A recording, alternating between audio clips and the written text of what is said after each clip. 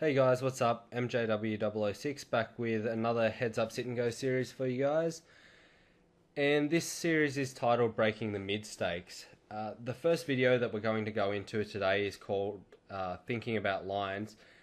And it's not so specific to the mid stakes as the next couple of videos will be when we do live recordings. But this video is more applicable right across the limits. And we're going to focus on certain lines that both our opponents take and that we can take to extract the most value when we're playing heads up sit and goes.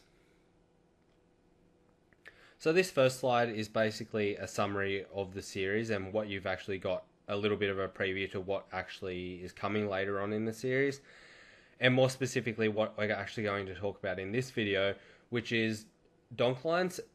So dealing with the lines, the most common plays that fish tend to make against you, and playing against them correctly based on both hand values and ranges that we can possibly deduce, even given that most of the situations that we're going to encounter are going to be readless. That's how we're going to assess the hands as we go throughout this video. I did intend to do it in a hand history replayer, but the hand history replayer and I really don't agree with each other, so I opted to actually just pluck the hands out and just put them into a PowerPoint slide, so it'll be nice and boring for you guys to just listen to me talk and look at PowerPoint slides.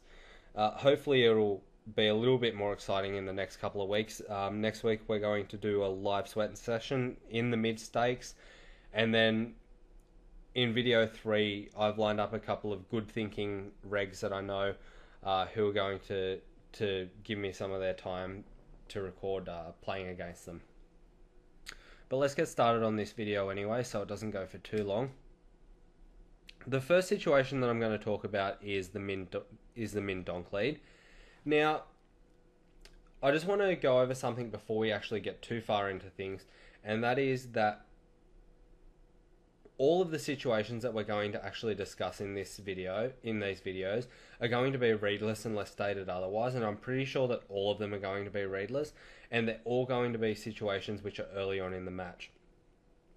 The reason for this is basically that, next week we can develop reads, and we can get a feel for how our opponent's actually playing and how our opponent is thinking.